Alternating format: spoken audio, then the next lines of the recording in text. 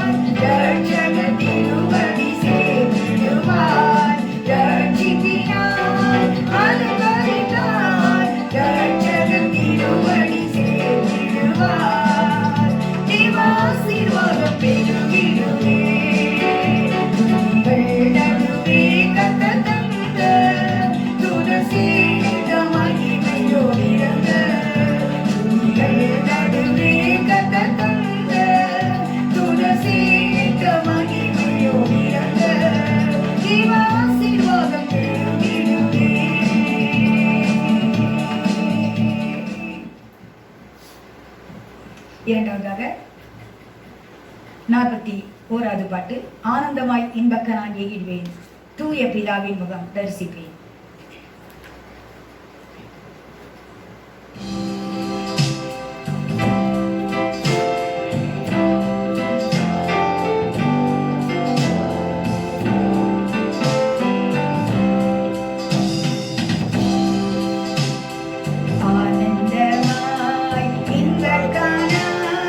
ஏகிடுவேன் தூய பிதாவின் முகம் தரிசிப்பேன் ஆனந்தமாய். நாளுக்கு நாள் அற்புதமாய் என்னை தாங்கிடும் நாதன் இயேசு என்னோடிருப்பார்.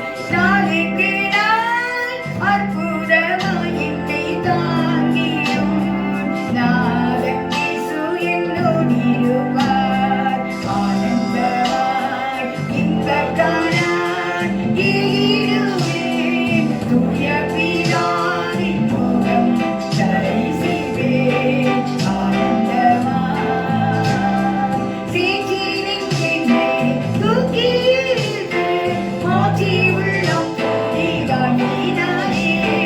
சேற்றினின் என்னை தூக்கி இழுத்து மாற்றி உள்ளம் புதிதாக்கினாரே. கல்லாலேயே உள்ளம் உருகின கல்வாரியை கண்டே நன்றியுடன் பாடிடுவேன். கல்லாலேயே உள்ளம் உருகின கல்வாரியை கண்டே நன்றியுடன் பாடிடுவேன்.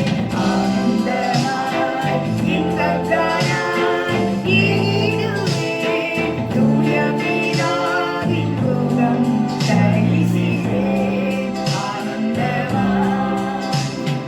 வாலிபனானே இயேசுவைக் கண்டேன் வாஞ்சையுடன் என்னை தேடி வந்தார். வாலிபனானே இயேசுவைக் கண்டேன் வாஞ்சையுடன் என்னை தேடி வந்தார். எனக்குமே உறவாய் என்னையும் கண்டிடுவார். இயேசுவின் அன்பை நான் என் சொல்லுவேன். எனக்குமே உறவாய் என்னையும் கண்டிடுவார். இயேசுவின் அன்பை நான் என் சொல்லுவேன். ஆனந்தமாய் இன்பக்கானாய் ஏகிடுவேன் தூய பிதாவின் முகம் தரிசிப்பேன் ஆனந்தமாய். கர்த்தரின் சித்தம் செய்திட நித்தம் தத்தம் செய்தி என்னை அர்ப்பணித்தேன். கர்த்தரின் சித்தம் செய்திட நித்தம் தத்தம் செய்தி என்னை அர்ப்பணித்தேன். இயேசு அல்லால் ஆசை பூவில் வேறே இல்லை. என்றும் ஏற்கவர் ஆதரவே. இயேசு அல்லால் ஆசை பூவில் வேறே இல்லை. என்றும் ஏற்கவர் ஆதரவே. ஆனந்தமாய் இன்பக்கானாய் ஏகிடுவேன் தூய பிதாவின் முகம் தரிசிப்பேன் ஆனந்தமாய். நாளுக்கு நாள் அற்புதமாய் என்னை தாங்கிடும் நாதன் இயேசு என்னோடிருப்பார். நாளுக்கு நாள் அற்புதமாய் என்னை தாங்கிடும் நாதன் இயேசு என்னோடிருப்பார். ஆனந்தமாய் இன்பக்கானாய் ஏகிடுவேன் தூய பிதாவின் முகம் தரிசிப்பேன் ஆனந்தமாய். இப்போ இந்த கூட்டத்தின் ஆசீர்வாதத்துக்காக நாம் கர்த்தரை நோக்கி பார்க்கலாம். ஸ்தோத்திரம் கர்த்தாவே, உமக்கு ஸ்தோத்திரம் ஸ்தோத்திரம் ஸ்தோத்திரப்பா ஸ்தோத்திரம். பரிசுத்த பிதாவே, மீண்டுமாய் கர்த்தரின் முகத்தை நோக்கி நாங்கள் பார்க்கிறப்பா ஸ்தோத்திர ராஜா. இந்த நேரமற்ற நாங்கள் கர்த்தரை துதித்தோம், கர்த்தரை ஸ்தோத்திரித்தோம். இப்பொழுது கர்த்தரின் ஜீவ வார்த்தையை தியானிக்க போகிறப்பா. இயேசுவே நன்றியோடு ஸ்தோத்திரிக்கிறப்பா ஸ்தோத்திர ராஜா. நீரே வார்த்தையா இருக்கிறீரப்பா ஸ்தோத்திர ராஜா. ஆண்டவரே, உம்மை குறித்து நாங்கள் தியானிக்க போகிறோம். ஆண்டவரே, நீர் உம்முடைய ஆவியின் அனுக்கிரகத்தினால் எங்களை நெருங்கி கர்த்தாவே உமக்கு ஸ்தோத்திரம். அறிய வேண்டிய காரியங்களை அறிய வேண்டிய பிரகாரமாய் நாங்கள் அறிந்து கொள்ளும்படியாய் ஆவியானவர் எங்கள் மனக்கண்களை திறக்கும்படியாய் நான் ஜெபிக்கிறேன். ஆண்டவரே, உமக்கு ஸ்தோத்திரம். பிரயோஜனமா இருக்கிறதை உனக்கு போதித்து நீ நடக்க வேண்டிய வழியிலே உன்னை நடத்துகிற உன் தேவனாகிய கர்த்தர் நானே என்று சொன்னீரே கர்த்தாவே. இந்த வேளையிலே பிரயோஜனமா இருக்கிற காரியங்களை நாங்கள் அறிந்து கொள்ளும்படியாய் ஆவியானவர்களுக்கு போதிக்க முடியாய் உம்முடைய கர்த்தர்களை தாழ்த்தி ஒப்புக் கொடுக்கிறோம். நீர் பேசுவீராக. ஆண்டவரே, நன்றியோடு ஸ்தோத்திரிக்கிறப்பா ஸ்தோத்திரம். கேட்கிற ஒவ்வொரு பிள்ளைகளுக்கும் இது ஆசீர்வாதத்தை கொண்டு வரட்டும் ஸ்தோத்திரம் ராஜா. அவருடைய வாழ்க்கையிலே ஆண்டவரே இன்னும் கர்த்தரை நெருங்கி சேரவும், கர்த்தரை கிட்டி சேரவும், கர்த்தருக்குள் ஜீவிக்கவும், கர்த்தரை வழியிலே ஆயத்தமாக்கப்படவும் கர்த்தர் கிருபை தரும்படியால் இதை ஆசீர்வதித்து கொடுக்க கேட்கிற ஒவ்வொருவரையும் கர்த்தர் பலப்படுத்தும்படியால் உம்முடைய கர்த்தர் அனுப்ப கொடுக்கிறேன். கர்த்தரை வகையுள்ள நாம மாத்திரம் உயர்த்தப்பட்ட ஆண்டவரே உமக்கு ஸ்தோத்திரம். அடிமைகளை உங்கள் மறைத்துக் கொள்ளும், நீர் மாத்திரம் வெளிப்படும். நாமத்து கோடி கோடி சோதனை எடுக்கிறேன். துதிகர மகிமை யாவற்றையும் எடுத்துக் கொள்ளும். கிறிஸ்து நாமத்தில் ஜெபிக்கிறேன் ஜீவனுள்ள பிதாவே, ஆமென்.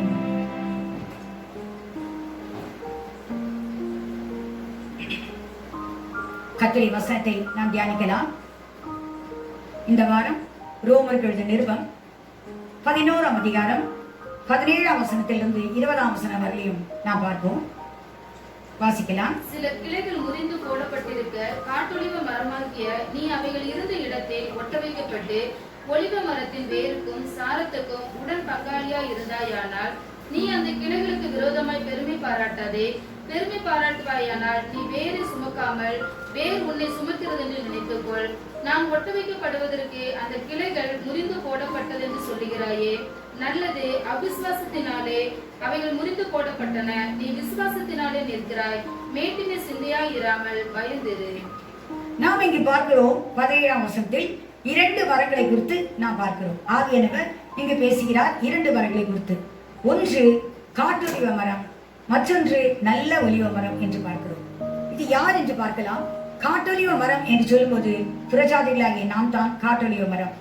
ஏனென்றால் கலாத்தியருக்கு எழுதிய நிருபம் 4ஆம் அதிகாரம் 8ஆம் வசனத்தில் எழுதப்பட்டிருக்கிறது, நீங்கள் தேவனை அறியாமல் இருந்தபோது சுபாவத்தின்படி தேவர்கள் அல்லாதவர்களுக்கு அடிமைகளாய் இருந்தீர்கள். நாம் இங்கு பார்க்கிறோம் தேவன் அல்லாதவர்களாய் இருந்தபோது, நாம் தேவனை குறித்து அறியாதிருக்கும் போது, தேவனை நாம் தெரியாதவர்களாய் இருக்கும் போது, நாம் சுபாவத்தின்படி தெய்வம் அல்லாதவர்களை நாம் ஆராதித்து வந்தோம் என்று சொல்லி எழுதப்பட்டிருக்கிறது.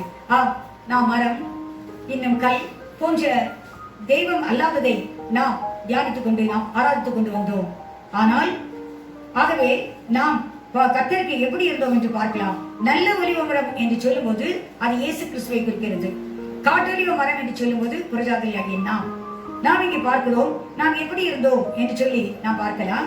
எபேசியர் எழுதிய நிருபம் 2ஆம் அதிகாரம் 12ஆம் வசனத்தில் நாம் பார்க்கிறோம் 5 ஆசீர்வாதங்களுக்கு நாம் அப்பாற்பட்டவர்களாய் இருந்தோம். வாசிக்கலாம். அக்காலத்திலே கிறிஸ்துவை சேராதவர்களும், பாருங்க, கிறிஸ்துவை சேராதவர்கள், இஸ்ரவேலுடைய காணியாட்சிக்கு புறம்பானவர்களும், வாக்குத்தத்தத்தின் உடன்படிக்கைகளுக்கு அந்நியரும், நம்பிக்கை இல்லாதவர்களும், இவ்வுலகத்தில் தேவன் அற்றவர்களுமாய் இருந்தீர்கள் என்று நினைத்துக் கொள்ளுங்கள். முதலாவது நாம் எப்படி இருந்தோம் என்றால் இவ்வுலகத்தில் தேவன் அற்றவர்கள், தேவனை கிறிஸ்துவை சேராதவர்கள் என்று எழுதப்பட்டிருக்கிறது. கிறிஸ்துவை நாம் அறியவில்லை, ஆகவே அவரை சேரவும் இல்லை. ஆகவே கிறிஸ்துவை சேராதவர்களும் இஸ்ரவேலின் காணியாட்சிக்கு புறம்பானவர்கள்.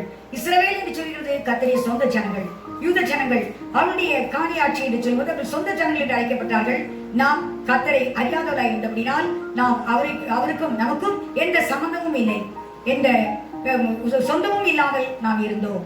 மூன்றாவது, இஸ்ரவேலின் காணியாட்சிக்கு புறம்பானவர்களும் வாக்குத்தத்தத்தின் உடன்படிகளுக்கு அந்நியரும். வாக்குத்தத்தம் கர்த்தர் கொடுத்த ஆசீர்வாதங்கள். வேதத்தில் அநேக வாக்குத்தத்தங்கள் இருக்கிறது. நாம் அந்த வாக்குத்தத்தங்களை வாசிக்கும் போது நமக்கு தைரியம் உண்டாகிறதை நாம் பார்க்கிறோம். ஆனால் வாக்குத்தத்தங்கள் எல்லாம் நமக்கு சொந்தமல்லாத ஒரு நிலைமையில் நாம் இருந்தோம். ஏனென்றால் தேவனுக்கு நமக்கும் எந்த ஐக்கியம் இல்லாதபடினால் தேவன் சொன்ன வாக்குத்தத்தத்துக்கும் நமக்கும் ஐக்கியம் இல்லாமல் நாம் காணப்பட்டோம். ஆகவே வாக்குத்தத்தங்கள் உடன்படிக்கு அந்நியரும். அடுத்தது, நாம் நம்பிக்கை இல்லாதவர்களும். இந்த உலகத்தில் எந்த ஒரு நம்பிக்கையுமே இல்லை. நம் முடிவு எப்படி இருக்க போகிறது, நாம் எவ்வளவு காலம் ஜீவிக்க போகிறோம், அதை பின்பு நம்முடைய நிலைமை என்ன என்ற எந்த ஒரு நம்பிக்கையும் இல்லாதவர்களாய் நாம் இந்த உலகத்தில் வாழ்ந்து கொண்டிருந்தோம். அது மாத்திரமல்ல, கடைசியாய் போடப்பட்டிருக்கிறது தேவன் அல்லாதவர்களாய் இருந்தோம். தேவன் நமக்கு இல்லை. ஆகவே நம்பிக்கை இல்லாதவர்களும் தேவன் அச்சுவலமாய் இருந்தீர்கள் என்று நீங்கள் நினைத்துக் கொள்ளுங்கள் என்று சொல்கிறார். ஆகவே நாம் 5 வித ஆசீர்வாதங்களுக்கு அப்பாற்பட்டவர்களாய் இருந்தோம். ஆனால் இயேசு கிறிஸ்து நல்ல ஒலிவ மரம் என்று சொல்லி நாம் பார்த்தோம். வேதத்தில் ஒரு வசனம் எழுதப்பட்டிருக்கிறது. நியாயாதிபதிகளின் புஸ்தகம் 9ஆம் அதிகாரம் 8-9 நான் பார்க்கும்போது, மரங்கள் எல்லாம் பேசிக்கொண்டதா நமக்கு ஒரு ராஜா வேண்டும் என்று சொல்லி பேசிக்கொண்டு ஒலிவ மரத்தை பார்த்து கேட்டார்களாம், நீ எங்களுக்கு ராஜாவா இரு என்று சொல்லி கேட்டார்களாம். அப்பொழுது ஒலிவ மரம் சொன்ன வார்த்தை என்ன தெரியுமா? தேவர்களையும் மனுஷரும் புகழும்படியான என்னுடைய கொழுமையை நான் விட்டுவிட்டு உங்களை அரசால போவேனோ என்று சொல்லி ஒலிவ மரம் கேட்டதாம். அப்படினால ஒலிவ மரத்துடைய விசேஷம் என்ன? தேவர்களையும் மனுஷனையும் அது மகிழச் செய்கிற, புகழச் செய்கிற ஒரு கொழுமை அதில் காணப்படுகிறது. நீங்க பாத்தீங்கன்னா ஒலிவ மரத்தில் முழுவதும் எண்ணெய் தான். அதில் இலைகள், அதில் இருக்கிற ஒவ்வொரு பகுதிகளும் நல்ல கொழுமையான எண்ணெயை குறிக்கிறது. எண்ணெய் என்று சொல்லும்போது பரிசுத்த ஆவியானவரை குறித்து வேதத்தில் நாம் பார்க்கிறோம். பழைய ஏற்பாடு நாட்கள்ல கூட கர்த்தர் அந்த யாத்திரா புத்தகத்தில் வாசிக்க வேண்டாம், அதை பார்க்கும் போது எழுதப்பட்டிருக்கிறது, அந்த விளக்கை எரிய வைக்கும் போது கூட நாம் தெளிந்த ஒலிவ எண்ணெய், இடித்து பிடிந்த தெளிந்த ஒலிவ எண்ணெயை கொண்டு வந்து அதை தான் ஊற்றி எரிக்க வேண்டும் என்று எழுதப்பட்டிருக்கிறது. அப்படினால் அது இடித்து பிடித்தது என்று சொல்வது ஃப்ரெஷ். அது அப்பொழுதுக்கு அப்பொழுது அதை செய்து அதை கொண்டு வந்து போட்டு அதை எரிக்க வேண்டும். ஆலயத்தில் அந்த விளக்கை எரிந்து கொண்டிருக்க வேண்டும் என்று வேதாகமத்தில் எழுதப்பட்டிருக்கிறது. இன்றைக்கு கூட நாம் பார்க்கிறோம், பேஷன்ஸ்க்கு அந்த ஒலிவ எண்ணெய் என்று சொல்கிறது கொலஸ்ட்ரால் இல்லாதது. அதை ஹார்ட் பேஷன்ஸ்க்கு விசேஷமா டாக்டர்ஸ் அதை யூஸ் பண்ண சொல்றாங்க. ஏனென்றால் அது நல்ல ஒரு ஆரோக்கியமான ஒரு எண்ணெய் என்று சொல்லி இதை நாம் பார்க்கும்போது அது இயேசு கிறிஸ்துவை குறிக்கிறது, பரிசுத்த ஆவியானவரை குறிக்கிறது. ஏனென்றால் இயேசு கிறிஸ்து எப்படி உருவாக்கப்பட்டவர் என்றால் லூக்கா எழுதின சுவிசேஷம் 2ஆம் அதிகாரம் 35ஆம் வசனத்தை பார்க்கிறோம்.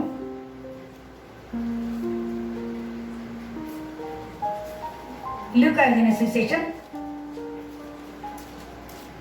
மரியாளுக்கு தேவதூதன் சொல்வான், பரிசுத்த ஆவி உன்மேல் வந்து நிழலும், பரிசுத்த ஆவியுடைய பெலன் உன்மேல் நிழலும், உன்னிடத்தில் உருவாக்கப்படுகிறது தேவனுடைய குமாரன் என்று சொல்லப்படும் என்று எழுதப்பட்டிருக்கிறது. ஆகவே தேவனுடைய குமாரன் அவர் பரிசுத்த ஆவியால் உருவாக்கப்பட்டவர். மரியாளுடைய வயிற்றிலே இயேசு கிறிஸ்து லூக்கா சுவிசேஷம் 1ஆம் அதிகாரம் 35ஆம் வசனத்தில் வாசிக்கிறோம். 1:35. தேவதூதன் அவளுக்கு பிரதித்திரமாக, பரிசுத்த ஆவி உன்மேல் வரும், உன்னதமானவருடைய பலம் உன்மேல் நிழலிடும், ஆதலால் உன்னிடத்தில் பிறகும் பரிசுத்தம் உள்ளதே தேவனுடைய குமாரன் எனப்படும். அப்படினால் தேவகுமாரனாகிய இயேசு கிறிஸ்து எப்படி உருவாக்கப்பட்டார்? பரிசுத்த ஆவியினாலே. அவர் மரியாளுடைய வயிற்றில் உருவாக்கப்படும் போதே பரிசுத்த ஆவியினாலே உருவாக்கப்பட்டார். அதனால் தான் அது ஒலிவ மரம் என்று சொன்னேன். அது ஒலிவ மரத்தினுடைய கொடுமை என்று சொல்லும்போது அது ஆவியானவரை குறிக்கிறது. ஆகவே அது மாத்திரமல்ல, அவர் ஆரோக்கியமானவர். அப்போஸ்தலர் 10:38 கூட எழுதப்பட்டிருக்கிறது, அவர் நன்மை செய்கிறவராய் சுற்றி தெரிந்தார் என்று எழுதப்பட்டிருக்கிறது. தேவன் அவரோடு கூட இருந்தபடினால் அவர் நன்மை செய்கிறவராக சுற்றி தெரிந்தார். அவரால் கத்த நல்லவர், அவருடைய தீமையே இல்லை. ஆகவே பரிசுத்த ஆவியானவர் அவரோடு கூட இருந்தபடினால் அவர் நன்மை செய்கிறவராக சுற்றி தெரிந்தார் என்று சொல்லி நாம் வேதத்தில் வாசிக்கிறோம். ஆகவே அது இயேசு கிறிஸ்துவை நல்ல ஒலிவ மரம் என்று சொல்கிறது, இயேசு கிறிஸ்துவை குறிக்கிறது. ஆனால் காட்டொலிவ மரம் என்று சொல்லும்போது காட்டு மிருகங்கள், நாட்டு மிருகங்கள் என்று நமக்கு தெரியும்.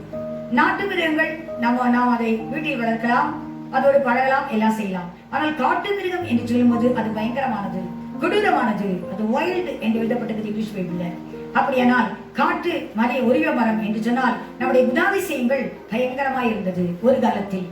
நாம் எபேசியர் 2:12 வாஸ்தவமே அப்படி நாம் கத்தரை விட்டு தூரம் இருந்த சமயங்களில், கத்தரை அறியாத நேரங்களில் நம்முடைய சுபாவங்கள் எப்படி இருந்தது என்றால் ஒரு காட்டுத்தன்மை. ஆகவே தான் காட்டொலிவ மரம் என்று சொல்லி அதில் எழுதப்பட்டிருக்கிறது. 17ஆம் வசனத்துடைய துவக்கத்தில் நாம் பார்க்கிறோம், சில கிளைகள் முறித்து போடப்பட்டிருக்க என்று சொல்லப்பட்டிருக்கிறது. சில கிளைகள், இது எந்த கிளைகளை சொல்லி இருக்கிறது என்றால் சுய கிளைகள். அப்படினால் இஸ்ரேல் மக்களை தான் சொல்லி இருக்கிறது. நல்ல ஒலிவ மரத்தினுடைய சொந்த ஜனங்கள் அவர்கள். அவர்கள் ஏற்கனவே அந்த நல்ல ஒலிவ மரத்தில் இணைக்கப்பட்டிருந்த கிளைகள் அவர்கள் சில கிளைகள் முறித்து போடப்பட்டிருக்க கர்த்தர் அதை முறித்து போட்டார் இஸ்ரவேல் மக்களை. ஏனென்றால் முதலாவது இஸ்ரவேல் மக்கள் அவருக்கு சொந்தமானவர்களாய் இருந்தபடினால் அவர்களுக்குத்தான் எல்லாவித ஆவிக்குரிய ஆசீர்வாதங்களும் சொந்தமாய் இருந்தது. வாசிக்கலாமா? ரோமருக்கு எழுதின நிருபம் 9ஆம் அதிகாரம் 4ஆம் வசனம் 5ஆம் வசனம் வாசிக்கலாம். அவர்கள் இஸ்ரவேலரே புத்திர சுவிகாரமும் மகிமையும் உடன்படிக்கைகளும் நியாயப்பிரமாணமும் தேவ ஆராதனையும் வாக்குத்தத்தங்களும் அவர்களுடையவைகளே. பாருங்க, நாம் காட்டொலிவ மரம் நமக்கு எதுவுமே இல்லை, 5 ஆசீர்வாதங்களுக்கு அப்பாற்பட்டவர்களாய் இருந்தோம். ஆனால் இஸ்ரவேல் மக்களுக்கு எல்லாமே சொந்தமாயிருந்தது. அவர்களுக்கு உடன்படிக்கைகள் இருந்தது, ஆராதனை இருந்தது, சுவிகார புத்திரம் இருந்தது, நியாயப்பிரமாணம் இருந்தது, எல்லாம் மகிமை இருந்தது. எல்லாமே அவர்களுக்கு தான் கர்த்தர் கொடுத்து வைத்திருந்தார். ஆகவே அவர்கள் அந்த நல்ல ஒலிவ மரத்தில் இணைக்கப்பட்ட நல்ல கிளைகளாய் இருந்தார்கள். ஆனால் கர்த்தர் அதை முறித்து போட்டாராம். ஏன் கர்த்தர் முறித்து போட்டார்? சில கிளைகள் முறித்து விடப்பட்டிருக்க என்று சொல்லி நாம் பார்க்கிறோம். ஏன் கர்த்தர் அதை முறித்தார் என்று சொல்லும் போது யோவான் சுவிசேஷம் 1ஆம் அதிகாரம் 16ஆம் வசனத்தில் எழுதப்பட்டிருக்கிறது, அவர் தமக்கு சொந்தமானதிலே வந்தார், அவருக்கு சொந்தமானவர்களோ அவரை ஏற்றுக்கொள்ளவில்லை. பாருங்க, இயேசு கிறிஸ்து சொந்தமானதிலே வந்தார். ஏனென்றால் இயேசு கிறிஸ்து எந்த கோத்திரத்தில் வந்தார் என்று நாம் அறிவோம், யூத கோத்திரத்தில் வந்தார். அவர் சொந்தமானதிலே வந்தார், ஆனால் சொந்தமான ஜனங்கள் அவரை ஏற்றுக்கொள்ளவில்லை. அந்த நல்ல எல்லா வசதிகளும் உள்ள கர்த்தர் அவருக்கு எல்லா ஆசீர்வாதங்களையும் கொடுத்திருந்தார். வாக்குத்தத்தங்கள், உடன்படிக்கைகள், நியாயப்பிரமாணம், ஆராதனைகள் எல்லாவற்றையும் கர்த்தர் கொடுத்திருந்து கூட அவர்கள் கர்த்தரை விசுவாசிக்கவில்லை என்று சொல்லி நாம் பார்க்கிறோம். ஏனென்றால் இயேசு கிறிஸ்து அவர்கள் தேவனுடைய குமாரன் என்று விசுவாசிக்கவில்லை. இதை நாம் நன்றாக அறிவோம். மத்தேயு எழுதின சுவிசேஷம் 13ஆம் அதிகாரம் 54ஆம் வசனத்திலிருந்து 57ஆம் வசனம் வரை வாசிக்கும் போது இயேசு கிறிஸ்துவை எப்படி நினைக்கிறார்கள் என்று பாருங்கள். தாம் வளர்ந்த ஊரிலே வந்து அவருடைய ஜெப ஆலயத்திலே அவர்களுக்கு உபதேசம் பண்ணினார்.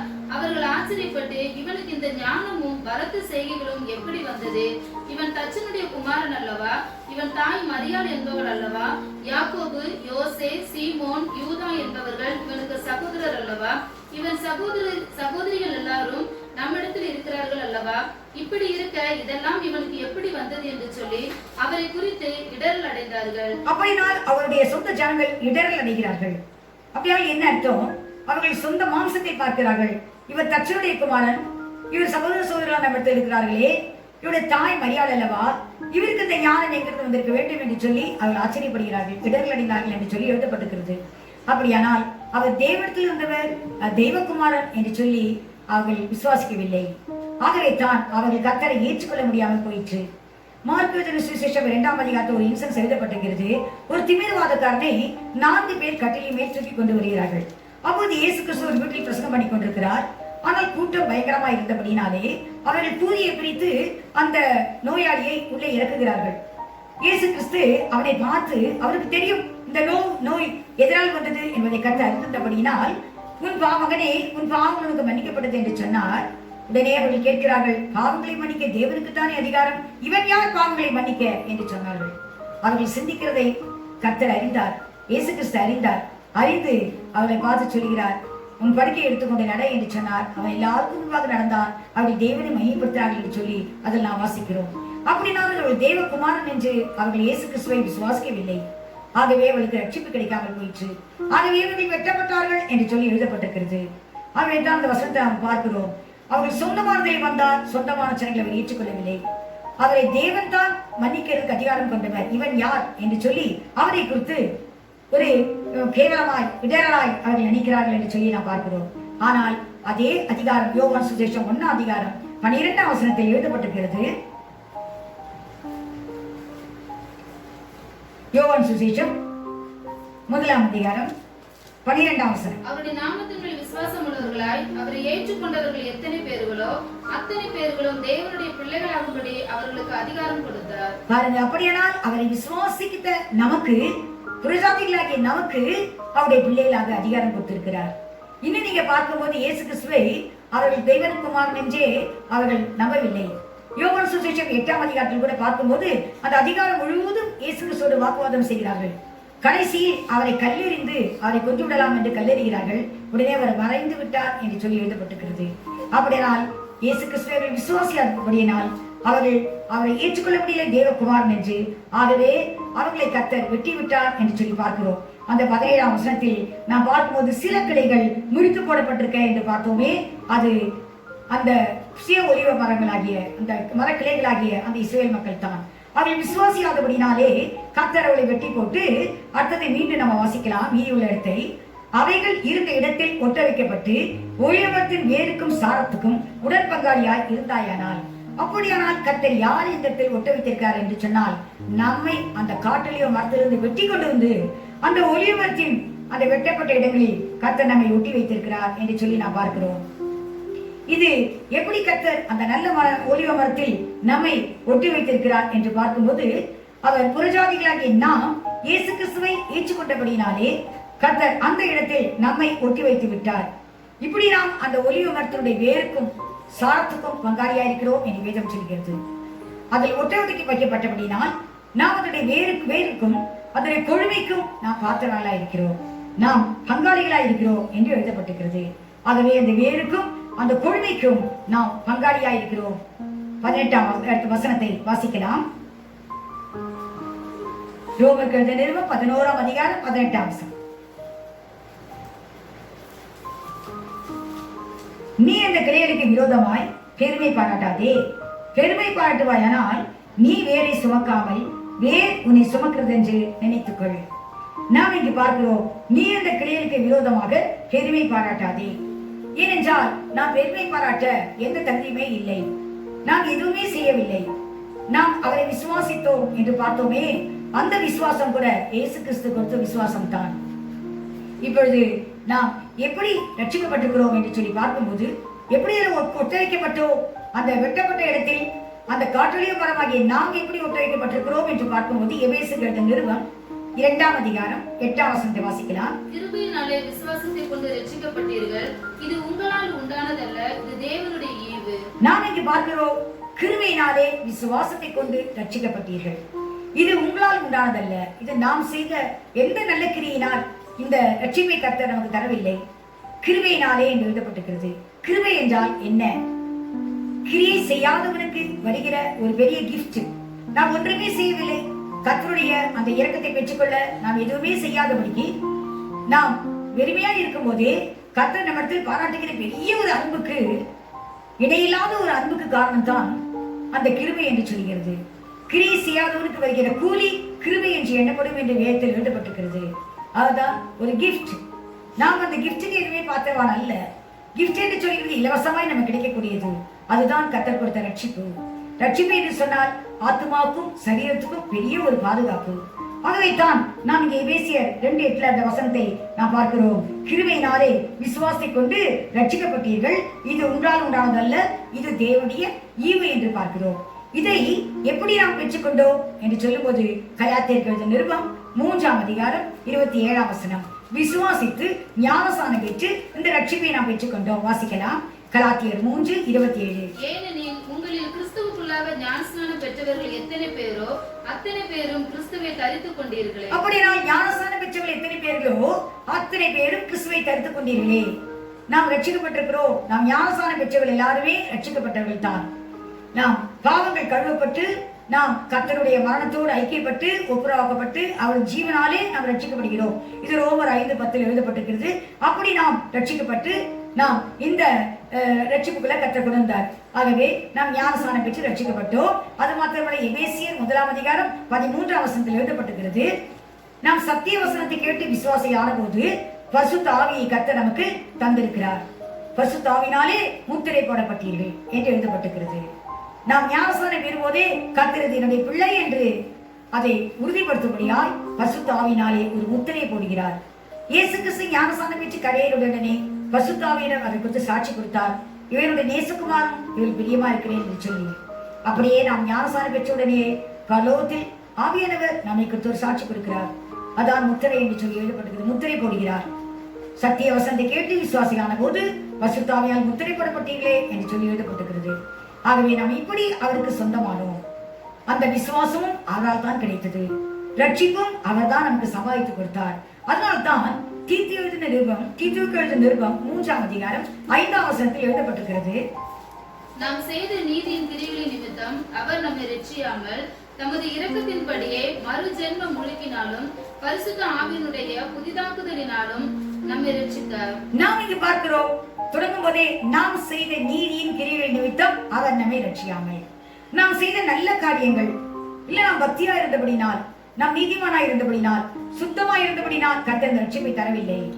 நாம் செய்த நீதியின் கிரியை நிமித்தம் அவர் நம்மை ரட்சியாமல் அவருடைய இரக்கம், தமது இரக்கத்தின்படியே மறுஜென்மம் முழுக்க என்று சொல்கிறார். அதுதான் ஞானஸ்நானம்.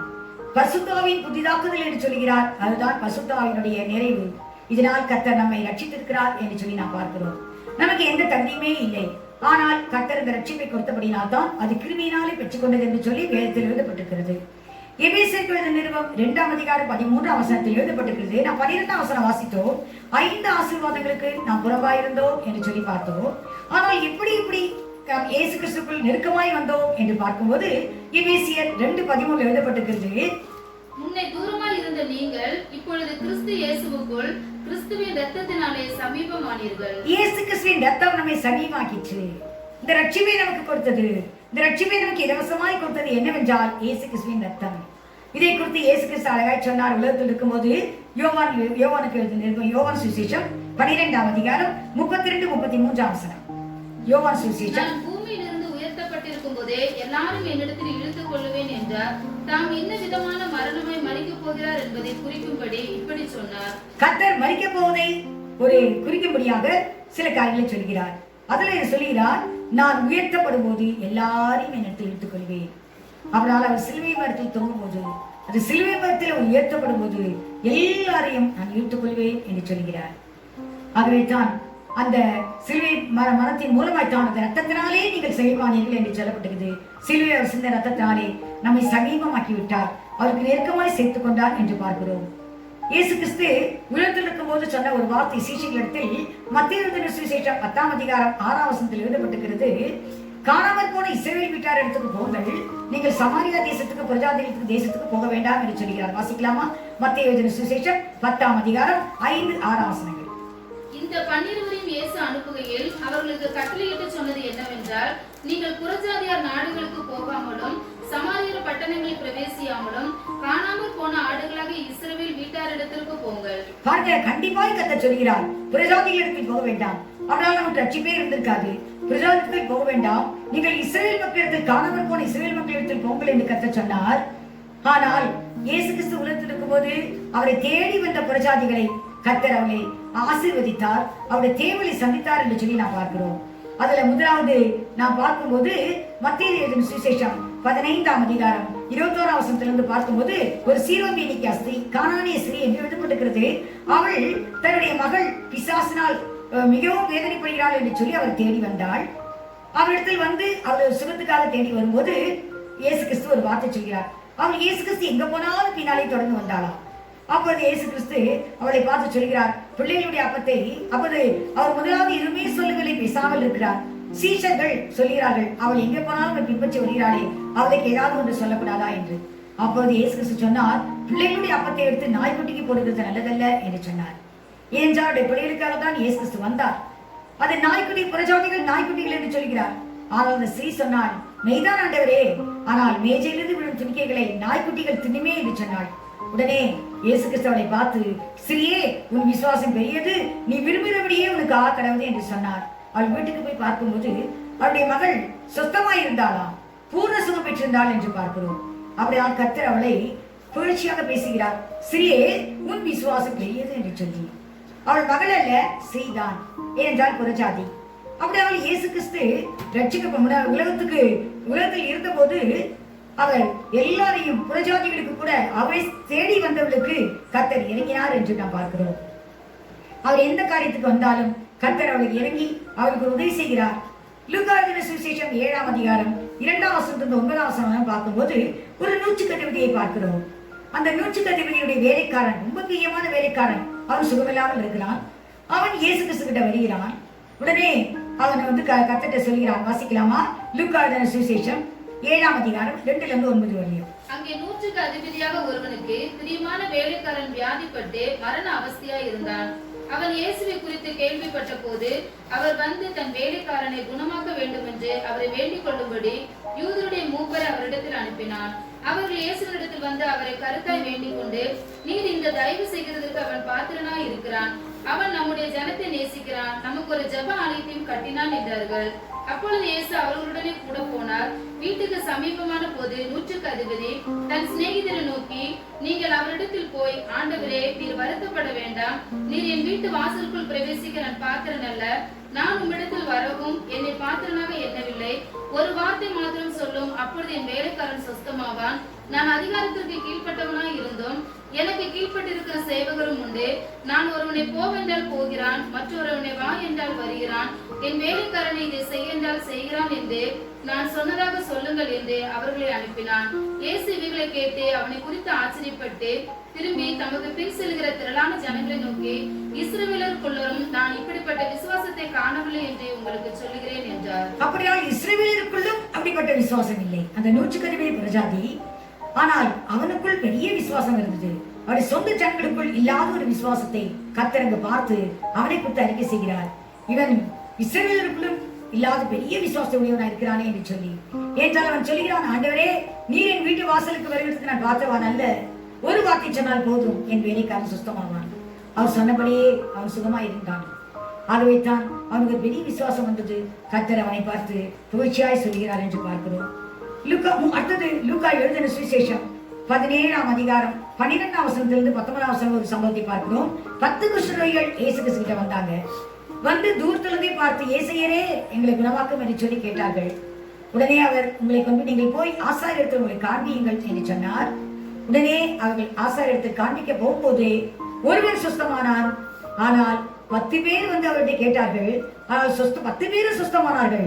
ஆனால் ஒருவன் மாத்திரம் வந்து கர்த்தருக்கு நன்றி செலுத்த வந்தான். அவன் ஒரு சமாரியனாய் இருந்தான். அவனை பார்த்து கர்த்தர் சொல்கிறார், இவன் ஒருவன் மாத்திரம் வந்து கர்த்தருக்கு நன்றி செலுத்த வந்தானே என்று சொல்லி கர்த்தர் அவனை குறித்து ஆச்சரியப்படுகிறார். பாருங்க, இவன் சமாரியனாய் இருக்கிறான், புறஜாதியாய் இருந்து கூட. அப்படியானால் இயேசு கிறிஸ்து உலகத்தில் இருக்கும்போது புறஜாதிகள் யார் யார் இடத்தில் வந்தார்களோ அவர்களுக்கு எல்லாம் கர்த்தர் இரக்கம் பாராட்டினார். கடைசியா நமக்கு எல்லாருக்குமே தெரியும், யோவான் சுவிசேஷம் 4ஆம் அதிகாரத்தில் ஒரு சமாரிய ஸ்திரியை குறித்து பார்க்கிறோம். அந்த சமாரிய ஸ்திரீ அவள் 5 புருஷன் இருந்தாள் என்று சொல்கிறாள். அவள் ஆனால் கர்த்தர் அவளை பார்த்து அவளை கர்த்தர் ரட்சிப்புகள் நடத்தி அந்த அவள் மூலமாய் அந்த ஊரே ரட்சிப்புகள் ஆயிற்று என்று சொல்லி நான் பார்க்கிறோம். வாசிக்கலாம்.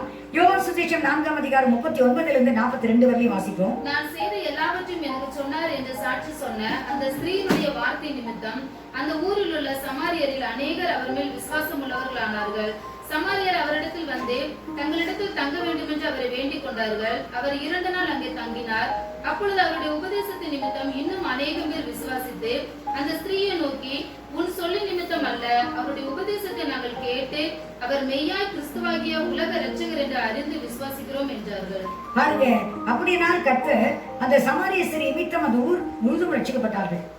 அநேக கர்த்தர்கள் விசுவாசமானார்கள். 2 நாள் தங்கும்படி கேட்டார்கள். அவருடைய உபதேசத்தை கேட்டு அநேகர் ரட்சிக்கப்பட்டார்கள் என்று சொல்லி நான் பார்க்கிறோம். அதனால புறஜாதிகள் சமாரியா தேசத்துக்கு நீங்கள் போகாமலும் என்று சொல்லி பர்டிகுலரா சொன்னாரு மத்தேயு சுவிசேஷம் 10ஆம் அதிகாரம் 5ஆம் வசனத்தில். ஆனால் கர்த்தர் சமாரியாவுக்கு போய் அந்த புறஜாதி சகோதரியை கூட அவளை கூட ரட்சித்திருக்கிறார். அப்படினால் கர்த்தர் இந்த நாளில் உலகத்தில் இருந்த போது அவரை தேடி வந்தவர்கள், அவர் சித்தமானவர்களை கர்த்தர் ரட்சிக்கிறார். ஆனால் அவர் சொன்ன ஒரு வார்த்தை, நான் உயர்த்தப்படும் போது எல்லாரையும் இழுத்துக் கொள்வேன் என்று சொன்னார். இயேசு கிறிஸ்து மரித்து உயிர்த்தெழுந்த பின்பு 12 சீஷர்களை பார்த்து மத்தேயு எழுதின சுவிசேஷம் 28ஆம் அதிகாரத்தில் அவர்களுக்கு ஒரு கட்டளை கொடுக்கிறார். அதில் சொல்லும்போது சொல்கிறார் 19:20 நீங்கள் போய் சகல ஜாதிகளை சீஷராக்குங்க, பிதா குமாரன் பரிசுத்தாவின் நாமத்தில் அவருக்கு ஞானஸ்நானம் கொடுத்து நான் உங்களுக்கு கட்டளையிட்ட யாவையும் உங்கள் கைக்கொள்ளும்படி அவருக்கு உபதேசம் பண்ணுங்கள். இதோ உலகத்தின் முடிவு சகல நாட்களிலும் நான் உங்களுடனே கூட இருக்கிறேன் என்று சொன்னார். அப்பொழுது கர்த்தர் அவளை பிரித்து பேசவில்லை, சகல ஜாதிகளையும் சீஷராக்கி என்று சொன்னார். எல்லாருக்குமே ரட்சிப்பை கொடுத்தார். கர்த்தர் உயர்த்தப்பட்ட பின்பு எல்லாரையும் தம்முடைய முகமாக இருந்து கொண்டார்.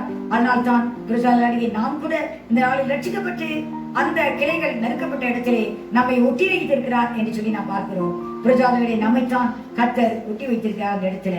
இன்னும் கர்த்தர் செய்த ஒரு பெரிய காரியம் என்னவென்றால், தேவன் செய்த பெரிய காரியம் 19:20 வாசிப்போம்.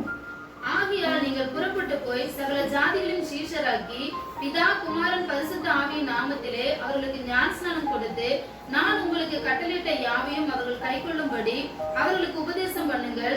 இதோ உலகத்தின் முடிவு பரியந்தம் சகல நாட்களிலும் நான் உங்களுடனே கூட இருக்கிறேன் என்றார்.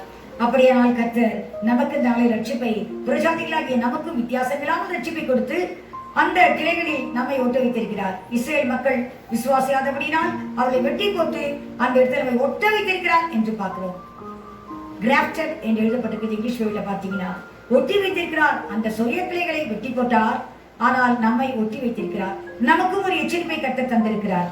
தேவன் ஒரு பெரிய காரியத்தை இன்னொரு பெரிய காரியத்தை கூட செய்தார். ஏனென்றால் அங்க சொல்றாரு, நீங்கள் பெருமை பாராட்டாதீங்க, பெருமை பாராட்டுவீர்களானால் நீங்கள் வேலை சுமக்காமல் வேறுகள் சுமக்கிறது நினைத்துக்கொள் என்று சொன்னார். நாம் பெருமை பாட்டை ஏதுமில்லை என்று பார்த்தோம். ஏனென்றால் ரட்சிப்பு இலவசம். நாம் அந்த ரட்சிப்புக்கு நாம் எந்த கிரியையுமே செய்யவில்லை, நல்ல கிரியைகள் செய்யவில்லை. ஆனால் கர்த்தர் அந்த ரட்சிப்பை நமக்கு தந்தார் என்று பார்த்தோம். ஆகவே நாம் பெருமை பாராட்ட நமக்கு ஏதுமில்லை. இன்னொரு காரியத்தை கூட கர்த்தர் பெரிய காரியத்தை கர்த்தர் செய்தார். அது என்ன காரியம் என்றால், நாம் ரட்சிக்கப்படும்படியாய் அந்த இஸ்ரேல் மக்களுடைய கண்களை கர்த்தர் கூடாக்கி வைத்தார். இதை குறித்து பவுல் எழுதும்போது அழகாக எழுதி வைத்திருக்கிறார். 1 கொரிந்தியர் 2ஆம் அதிகாரம் 6ஆம் வசனத்திலிருந்து 8ஆம் வசனம் வரை எழுதப்பட்டிருக்கிறது. வாசிக்கலாம். அப்படி இருந்தும் தேறினவர்களுக்குள்ளே ஞானத்தை பேசுகிறோம், இப்பிரபஞ்சத்தின் ஞானத்தை அல்ல, அழிந்து போகிறவர்களாகிய இப்பிரபஞ்சத்தின் பிரபுக்களுடைய ஞானத்தையும் அல்ல. உலக தோற்றத்திற்கு முன்னே தேவன் நம்முடைய மகிமைக்காக ஏற்படுத்தினதும் மறைக்கப்பட்டதுமாய் இருந்த ரகசியமான தேவ ஞானத்தையே பேசுகிறோம்.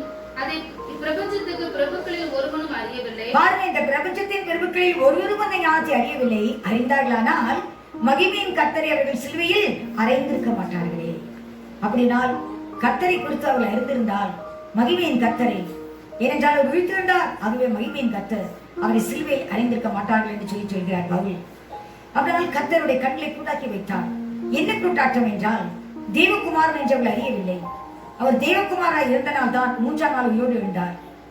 அதுதான் பலமாய் நிரூபிக்கப்பட்ட தேவகுமாரன் என்று சொல்லி ரோமருக்கு எழுதின நிறுவனம் 1ஆம் அதிகாரம் 4ஆம் வசனத்தில் எழுதப்பட்டிருக்கிறது. வாசிக்க வேண்டாம். 1:4 எழுதப்பட்டிருக்கிறது. அவர் எப்படி தேவகுமாரன் என்று நிரூபிக்க முடியும் என்றால் அவர் 3ஆம் நாளில் உயிரோடு எழுந்தபடினார். மரித்த ஒரு மனுஷனும் இதுவரை உயிரோடு எழுந்ததில்லை.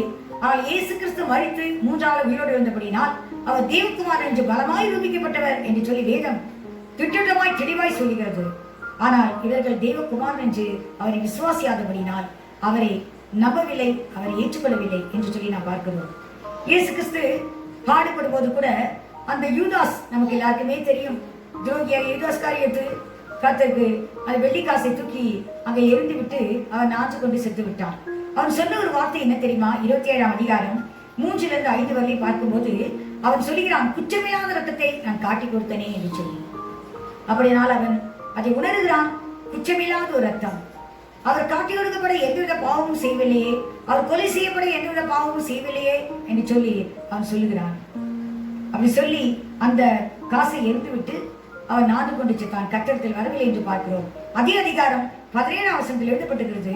வாசிக்கலாம். பொறாமையினாலே அவரை ஒப்புக் கொடுத்தார்கள் என்று பிலாத்து அறிந்து. பாருங்க, இயேசு கிறிஸ்துவை பொறாமையினால் தான் ஒப்புக் கொடுத்தார்கள். மற்ற எந்த விதத்திலும் ஒரு குற்றம் அவர் செய்து அவர் ஒப்புக் கொடுக்கல. அவர் எந்த குற்றமே செய்யவில்லை. அவர் குற்றமற்றவர். உங்களில் யார் என்னை குற்றப்படுத்த கூடும் என்று கர்த்தர் உயிரோடு இருக்கும்போது கேட்டார். அவர் உலகத்தில் இருக்கும்போது கேட்டார். அப்படியானால் அவர் குற்றமற்ற ஒரு தெய்வன்.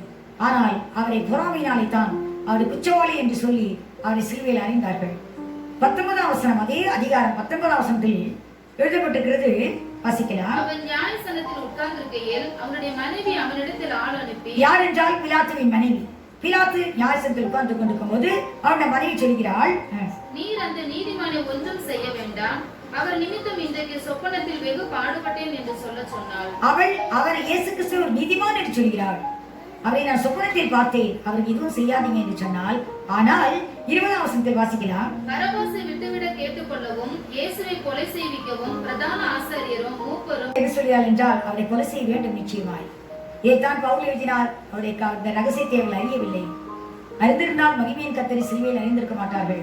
ஆனால் அவர் தேவகுமாரன் என்று ஏற்றுக்கொள்ளாதபடியினால் அவர்கள் அவரை ஒப்புக் கொடுத்தார்கள் என்று சொல்லி பார்க்கிறோம். மரிப்பதற்கு பாருங்க, 20ஆம் அதிகார வசனத்தில் எழுதப்பட்டிருக்கிறது. பின்பு 23-26 வரை வாசிக்கலாம்.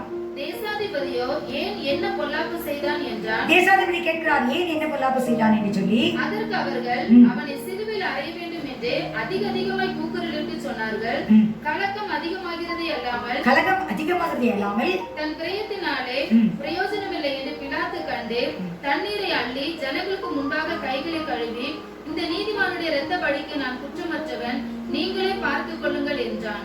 பாருங்க, உடனே அவன் கையை கழுவி நான் குற்றமற்றவன், நீங்கள் பார்த்துக் கொள்ளுங்கள் என்று சொல்லி விட்டு விட்டான். என்றால் அவன் எந்த குற்றமும் சாட்ட முடியவில்லை இயேசு கிறிஸ்துவின் மேல். அப்படியால் அவர் மரிப்பதற்கு எந்த காரணமே இல்லை. ஆனால் அவர்கள் கர்த்தரை இயேசு கிறிஸ்து என்று அறியாதபடினால், தேவகுமாரன் என்று அறியாதபடினால் அவரை சிலுவையில் ஒப்புக் கொடுத்தார்கள் என்று பார்க்கிறோம்.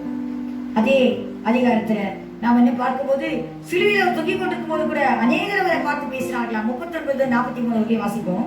அந்த வழியை நடந்து போகிறவர்கள் தங்கள் தலைகளை துலுக்கி, தேவாலயத்தை இடித்து 3 நாளுக்குள்ளே கட்டுகிறவனே, உன்னை நீயே ரட்சித்துக்கொள், நீ தேவனுடைய குமாரனானால் சிலுவையிலிருந்து இறங்கி வா என்று அவரை தூஷித்தார்கள். அப்படியே பிரதான ஆசாரியரும் வேதபாரகரும் மூப்பரும் பரியாசம் பண்ணி, மற்றவர்களை ரட்சித்தான், தன்னைத்தான் ரட்சித்துக் கொள்ள திராணி இல்லை, இவன் இஸ்ரவேலின் ராஜாவானால் இப்பொழுது சிலுவையில் இருந்து இறங்கி வரட்டும், அப்பொழுது இவனை விசுவாசிப்போம். தன்னை தேவனுடைய குமாரன் என்று சொல்லி தேவன் மேல் நம்பிக்கையா இருந்தானே, அவர் இவன் மேல் பிரியமா இருந்தால் இப்பொழுது இவனை ரட்சிக்கட்டும் என்றார்கள். பாருங்க, இப்படி எல்லாம் அவர் தூஷிக்கிறாங்க. காரணம், தேவனுடைய குமாரன் என்று விசுவாசிக்கவில்லை. தேவன் அந்த குமாரனாய் இருந்தால் தேவன் அவரை தப்புவித்திருப்பாரே என்றெல்லாம் அவர் சொல்கிறார்கள். ஆனால் அவர் ஒரு வார்த்தையுமே பேசவில்லை. ஒரே ஒரு வார்த்தை மாத்திரம் சொன்னாரு. அதே லூக்கா சுவிசேஷம் அதிகாரத்தில் 23ஆம் அதிகாரத்தில் 34ஆம் வசனத்தில் முதலில் அவர் சொன்ன வார்த்தை, சிலுவையில் இவர்களுக்கு மன்னியும், தாங்கள் செய்கிறது இன்னதென்று அறியாது இருக்கிறார்களே. அப்படியால் கர்த்தர் மன்னிப்பை தான் கேட்டார். ஆனால் அவர்கள் தொடர்ந்து கர்த்தரை எதிர்த்து நின்றார்கள். ஆனாலும் கூட கர்த்தர் அவள் மன்னிப்பை கேட்டார். ஏதான் பவுலம் எழுதும்போது அந்த மகிமையின் கர்த்தரை அவர்கள் சிலுவையில் அறிந்திருக்க மாட்டார்கள். நாம் பார்த்தோம், அந்த ரத்தத்தினால் தான் நாம் அவருடைய சமீபத்தில் சேர்க்கப்பட்டோம். பிரஜாலையில் நாம் அவரை தேவகுமாரன் என்று ஏற்றுக்கொண்டபடினால் அவரை விசுவாசித்து ரட்சிக்கப்பட்டு அவருடைய பிள்ளைகளானோம். இப்போது ரத்தத்தினாலே நாம் சமீபமானோம். 5 வித ஆசீர்வாதங்களுக்கு அப்பாற்பட்ட நம்மை கர்த்தர் சமீபமாக்கி அந்த ஒலிவமர நல்ல ஒலிவமரத்தினுடைய அந்த கிளைகளில் நம்மை ஒட்ட வைத்திருக்கிறார். அவர்கள் வெட்டி போட்டு அந்த இடத்தில் இஸ்ரவேல் மக்களுக்கு கொடுக்காத அந்த ஆசீர்வாதத்தை கர்த்தர் நமக்கு தந்திருக்கிறார். இதை குறித்து 1 பேதுரு 1 அதிகாரம் 19-20 வசனத்தில் வாசிப்போம். 1 பேதுரு 1 அதிகாரம் 19-20 வசனம். குற்றமில்லாத மாசற்ற ஆட்டுக்குட்டியாகிய கிறிஸ்துவின் விலையேற பெற்ற இரத்தத்தினாலே மீட்கப்பட்டீர்கள் என்று அறிந்திருக்கிறீர்களே. இப்பொழுது நாம் ரட்சிக்கப்பட்டது அந்த குற்றமில்லாத மாசற்ற ஆட்டுக்குட்டியினுடைய கிறிஸ்துடைய விலையேற பெற்ற இரத்தத்தினால். அது விலையே இல்லை அந்த ரத்தத்துக்கு. அவ்வளவு விலையேற பெற்ற ஒரு ரத்தத்தினால் கர்த்தர் நம்மை மீட்டு வைத்திருக்கிறார். இயேசுவின் ஜீவனையே கொடுத்து, ரத்தம் என்று சொல்வது அது ஜீவன், அதையே கொடுத்து நம்மை இயேசு கிறிஸ்து இன்னைக்கு அந்த பாவத்திலிருந்து அவர் மீட்டிருக்கிறார். நம்ம ரட்சிப்பை அவர் கொடுத்திருக்கிறார். கிருபையினாலே விசுவாசை கொண்டு ரட்சிக்கப்பட்டீர்கள் என்று பார்த்தோமே, அவர் அந்த ரட்சிப்பை நமக்கு தந்தார் என்று சொல்லி பார்க்கிறோம். ஆகவே தான் உலகத்தோற்றுக்கு முன்பாகவே அவர் குறிக்கப்பட்டவராய் இருந்து அவர் அந்த ரட்சிப்பை நமக்கு தந்தார். ஆகவே நாம் எந்த கிரியையுமே செய்யவில்லை. இதை குறித்து தான் எந்த நன்மையை நாம் செய்யவில்லை இந்த ரட்சிப்பை பெற்றுக்கொள்ள. இதை குறித்து தான் அதனால்தான் நாம் இஸ்ரவேல் மக்களை குறை சொல்ல முடியாது, பெருமை பாராதே என்று சொன்னாரே இதனால் தான். இந்த ரட்சிப்பை பெற்றுக்கொள்ள நாம் எதுவுமே செய்யவில்லை. கர்த்தர் செய்த பெரிய கிருபை என்னவென்றால் நமக்கு விசுவாசத்தை கொடுத்தார்.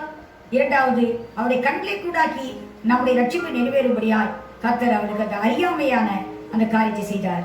ஆகவே தான் நமக்கு இந்த ரட்சிப்பு கிடைக்கப்பட்டது என்று சொல்லி நாம் பார்க்கிறோம். இந்த விசேஷமான ஒரு ரட்சிப்பை கர்த்தர் நமக்கு தந்தார் என்று பார்க்கிறோம். இதை குறித்து நாம் ரோமருக்கு எழுதின நிருபம் 3 அதிகாரம் 29 வசனத்தில் எழுதப்பட்டிருக்கிறது. புரஜாதிகளுக்கு தேவன் அல்லவா? இஸ்ரவேல் மாத்திரமா ஒரு தேவன், புரஜாதிகளுக்கும் தேவன் எழுதப்பட்டிருக்கிறது. வாசிக்கலாம். ரோமருக்கு எழுதின நிருபம் 3 அதிகாரம் 29 வசனம். தேவன் யூதருக்கு மாத்திரமா தேவன், புரஜாதிகளுக்கும் தேவன் அல்லவா? புரஜாதிகளுக்கும் அவர் தேவன் தான். இப்பொழுது புரஜாதிகளாகிய நமக்கும் அவர் தேவன் ஆகிவிட்டார். தேவன் நமக்கும் சொந்தமாகி விட்டார். ஆகவே தான் பவுல் எழுதும்போது எழுதுகிறார். 1 கொரிந்தியர் 1 அதிகாரம் 18 வசனத்தை வாசிப்போம். சிலுவை பற்றிய உபதேசம் கெட்டுப்போர்களுக்கு பைத்தியமாயிருக்கிறது, ரட்சிக்கப்படுகிற நமக்கோ அது தேவ பலனாயிருக்கிறது. இஸ்ரவேல் மக்களுக்கு அது கெட்டுப்போர்களுக்கு அது எப்படி இருந்துச்சு? பைத்தியமாய் தோன்றினது. தேவகுமாரனா இவன் மனுஷன் என்று தன்னை தேவகுமாரன் சொல்லி தேவதூஷணம் சொல்கிறான் என்று சொன்னார்கள் இஸ்ரவேல் மக்கள். ஆனால் நமக்கு சிலுவை பற்றிய அந்த உபதேசம் நமக்கு ஒரு பெரிய பலனா இருக்கிறது. அது தேவ பலனா இருக்கிறது என்று சொல்லி பார்க்கிறோம். வாசிக்கலாம். 23, 24, 29 3 வாசி. நாங்களோ சிலுவையில் அறையப்பட்ட கிறிஸ்துவை பிரசங்கிக்கிறோம். அவர் யூதருக்கு இடரலாயும் கிரேக்கருக்கு பைத்தியமாயும் இருக்கிறார்கள். பாருங்க, யூதருக்கு அவர் எப்படி இருக்கிறார்? இடரலாய். கிரேக்கருக்கு பைத்தியமாய். ஏனென்றால் யூதர்கள் அடையாளத்தை தேடினார்கள். ஆகவே அவர் இயேசு கிறிஸ்து பரலோகத்திலிருந்து வந்தவர் என்று சொன்னால் அவர் ஏற்றுக்கொள்ளவில்லை. அவருக்கு இடரலாய் இருந்தார்கள். இவர்கள் தச்சனுடைய குமாரன் அல்லவா, இவருடைய சகோதரப்படுத்த இருக்கிறார்கள் என்று சொல்லி அவரை குறித்து இடர்கள் அடைந்தார்கள் என்று சொல்லி நாம் வாசித்தோம். மத்திய சுவிசேஷத்தில் 13 அதிகாரம் வாசிக்கும் போது வாசித்தோம். ஆகவே அவர் யூதர்களுக்கு இடரலாய் இருந்தார், கிரேக்கருக்கு பைத்தியமாய் இருந்தார். கிரேக்கர் ஞானத்தை தேடுகிறவர்கள், அவர்களுக்கு இந்த உபதேசம் பைத்தியமாய் தோன்றிற்று. ஆனால் நமக்கு அது தேவபலனாய் இருக்கிறது. அதை குறித்து தான் 29 வசனத்தில் வாசிக்கிறோம். மாம்சமான எவனும் தேவனுக்கு முன்பாக பெருமை பாராட்டாதபடிக்கு அப்படி செய்தார். கர்த்தர் மாம்சமான யாவரும், எல்லா மனுஷனும் மாம்சம் தான். மாம்சமான எந்த மனுஷனும் தன்னை குறித்து பெரிய பாராட்டாதபடிக்கு, என்னுடைய நீதி என்னுடைய பசுத்தம் அதானத்தை பெற்றுக்கொண்டேன் என்று சொல்லாதபடிக்கு கர்த்தரே இந்த காரியத்தை செய்தார். ஆகவே தான் இப்பொழுது நாம் ஒற்றவனுக்கு வைக்கப்பட்டிருக்கிறோம். நாம் அதிகமாய் எச்சரிப்போடு நாம் வாழ வேண்டும் என்று சொல்லி பவுல் நம்மை எச்சரிக்கிறார். அதனால்தான் எரேமியா எழுதும்போது தீர்க்கதரிசி 9 அதிகாரம் 23, 24 வசனத்தில் எழுதுகிறார். எரேமியா 9, 23, 24. ஞானி தன் ஞானத்தை குறித்து மேன்மை பாராட்ட வேண்டாம், பராக்கிரமன் தன் பராக்கிரமத்தை குறித்து மேன்மை பாராட்ட வேண்டாம், ஐஸ்வர்யவான் தன் ஐஸ்வர்யத்தை குறித்து மேன்மை பாராட்ட வேண்டாம். மேன்மை பாராட்டுகிறவன் பூமியிலே கிருபையும் நியாயத்தையும் நீதியும் செய்கிற கர்த்தர் நான் என்று என்னை அறிந்து உணர்ந்திருக்கிறதை குறித்து மேன்மை பாராட்ட கடவன் என்று கர்த்தர் சொல்லுகிறார். இவைகளின் மேல் பிரியமாய் இருக்கிறேன் என்று கர்த்தர் சொல்லுகிறார். அவ பணத்தை குறித்தோ ஞானத்தை குறித்தோ எதை குறித்தோ நம் மேன்மை பாட்ட நமக்கு கர்த்தர் சொல்லவில்லை. அவரை அறிந்திருக்கிற அறிவு, அதை குறித்து மாத்திரம் மேன்மை பாட்ட வேண்டும். இதெல்லாம் அறியக்கூடிய அறிவை, கர்த்தர் இதை செய்தார் என்பதை அறியக்கூடிய அறிவை நமக்கு தந்திருக்கிறாரா? அதை குறித்து அவர் மேன்மை பாட்ட வேண்டும் என்று சொல்கிறார். அப்ப எல்லா மேன்மையும் தேவனுக்குத்தான். அவர் தான் நம்மை ரட்சிப்பதற்கு செய்ய வேண்டிய எல்லா காரியங்களும் செய்தார். தன் சரீரத்தையே ஜீவனையும் ஒப்பு கொடுத்தார். ஆகவே கர்த்தர் நமக்கு இந்த ரட்சிப்பை இலவசமாய் கொடுத்தார் என்று சொல்லி நாம் பார்க்கிறோம். அது மாத்திரமல்ல, இஸ்ரேல் மக்கள் எகிப்து தேசத்திலிருந்து புறப்படும் போது வாசிக்கலாம். 20ஆம் வசனம் வாசிப்போம். அதாவது ரோமர் எழுதின நிருபம் 11ஆம் அதிகாரம் 20ஆம் வசனம் வாசிக்கலாம். நல்லதே, அவிசுவாசத்தினாலே அவைகள் முறித்து போடப்பட்டன. நீ விசுவாசத்தினாலே நிற்கிறாய். மேட்டுமே சிந்தையா இராமல் பயந்திரு. நாம் இங்கே பார்க்க நமக்கு ஒரு எச்சரிக்கை கொடுக்கப்படுகிறது. அது அவிசுவாசத்தினாலே அவர்கள் அந்த கிருபையை இழந்தார்கள், விசுவாசிக்கவில்லை. இயேசு கிறிஸ்துவை தேவனுடைய குமாரன் என்று விசுவாசியாதபடினால் ரட்சிப்பை பெற்றுக்கொள்ளவில்லை. இதை குறித்து தான் நம்ம யோவான் 1:11 வாசித்தோம். சொந்தமானவர்களை வந்தால் சொந்தமானவர்கள் ஒரு விசுவாசிக்கவில்லை என்று சொல்லி அவர் ஏற்றுக்கொள்ளவில்லை தேவன் என்று. ஆகவே அவளுக்கு ரட்சிப்பு கிடைக்காமல் போயிற்று. அதனால்தான் நாம் இங்கே பார்க்கிறோம். இந்த 19ஆம் வசனத்திலும் 20ஆம் வசனத்திலையும் பார்க்கும்போது அது ரோமருக்கு எழுதின நிருபம் 11ஆம் அதிகாரம் அதில் 20ஆம் வசனத்தில் பார்க்கும்போது நல்லது அவிசுவாசத்தினாலே அவர்கள் விசுவாசியாமல் போயிட்டார்கள். அதனால்தான் அவர்கள் அவிசுவாசத்தால் அடுத்தது கீழ்ப்படியவில்லை. அவிசுவாசம் கீழ்ப்படியாமையும் ஒன்றாய் இருக்கிறது. விசுவாசித்தால் அந்த வார்த்தை கீழ்ப்படிந்திருப்பார்கள். அவர்களுக்குள் விசுவாசம் இல்லாதபடியால் அவர்கள் கீழ்ப்படியாமல் போய்விட்டார்கள். அவர்கள் எகிப்தை விட்டு புறப்படும் போது ஏறக்குறைய எத்தனை பேர் போனார்கள் தெரியுமா? யாத்திராகம புஸ்தகம் 12ஆம் அதிகாரம் 37-38 வாசிக்கலாம். இஸ்ரவேல் புத்திரர் ராமசேசை விட்டு கால்நடையை பிரயாணம் பண்ணி சுக்கோத்துக்கு போனார்கள். அவர்கள் பிள்ளைகள் தவிர 6 லட்சம் புருஷரா இருந்தார்கள். அவர்களோடு கூட பல ஜாதியான ஜனங்கள் அநேகர் போனதும் அன்றி மிகுதியான ஆடு மாடுகள் முதலான மிருக ஜீவன்களும் போயிற்று. பாருங்க, 6 லட்சம் புருஷர்கள் மாத்திரம் பிரயாணம் பண்ணி போயிருக்கார்கள். அதன் பின்பு மனைவி பிள்ளைகள் எல்லாம் சேர்த்தால் அது மாத்திரமல்ல, மற்ற ஜாதியாரும் புறப்பட்டு போனார்கள் என்று பார்க்கிறோம். ஏராளமான மக்கள் மோசையினால் நடத்தப்பட்டு கானான் தேசத்துக்கு புறப்பட்டார்கள். ஆனால் போய் சேர்த்தது எத்தனை பேர் தெரியுமா? வாசிக்கலாம். என்னாகும் 22ஆம் அதிகாரம் 24ஆம் அதிகாரம் 22-24. என் மகிமையும் நான் எகிப்திலும் வனாந்தரத்திலும் செய்த என் அடையாளங்களையும் கண்டிருந்தும் என் சத்தத்துக்கு செவி கொடாமல் இதனோட 10 முறை என்னை பரீட்சை பார்த்த மனிதரில் ஒருவரும் அவர்கள் பிதாக்களுக்கு நான் ஆணையிட்டு கொடுத்த தேசத்தை காண மாட்டார்கள். பாருங்க, கர்த்தர் சொல்கிறார், அவர்கள் புறப்பட்ட போது அவர்கள் என்ன செய்தார்களா? அவருடைய மகிமையும் எல்லா காரியங்களையும் பார்த்தார்கள். ஆனால் அவரை 10 முறை சோதித்தார்கள். ஆனால் அந்த மனுஷன் ஒருவர் கூட போக மாட்டார்கள் என்று சொல்லிவிட்டார். வாசிக்கலாம். 24 வரையிலும் வாசிப்போம். 22-24. அவர்கள் பிதாக்களுக்கு நான் ஆணையிட்டு கொடுத்த தேசத்தை காண மாட்டார்கள். எனக்கு கோபம் உண்டாக்கினவர்களில் ஒருவரும் அதை காண மாட்டார்கள். என்னுடைய தாசனாகிய காலே வேறே ஆவியை உடையவனாய் இருக்கிறார். இங்கே நாம் பார்க்கிறோம், என் தாசனாகிய காலே வேறே ஆவியை உடையவனாய் இருந்து, வேறே ஆவி, அதுதான் விசுவாச ஆவி. இந்த விசுவாச ஆவியை தான் கர்த்தர் காலேபுக்கும் யோசுவாவுக்கும் மட்டும்தான் கொடுத்தார். அவர்களுக்குள்ள விசுவாச ஆவி இருந்து அவர்களை வழிநடத்தி கொண்டு போனது. வாசிக்கலாம். என்னுடைய தாசனை காலே வேற ஆவியை உடையவனாய் இருக்கிறபடினாலும் உத்தமமாய் என்னை பின்பற்றி வந்தபடினாலும் அவன் போய் வந்த தேசத்திலே அவனை சேர பண்ணுவேன். அவன் சந்ததியார் அதை சுதந்திரித்துக் கொள்வார்கள். நாம் இங்கே பார்க்கிறோம், அந்த விசுவாச ஆவியை பெற்றவர்கள் 2 பேர் மாத்திரம் போனார்கள். அவர்களோடு அந்த வனாந்தரத்தில் பிறந்த வாலிபர்களும் போய் எங்க கானான் தேசத்தில் சேர்கிறார்கள். ஆனால் இங்கு புறப்பட்டவர்கள் 2 பேர் மாத்திரம், யோசுவா, காலேப்.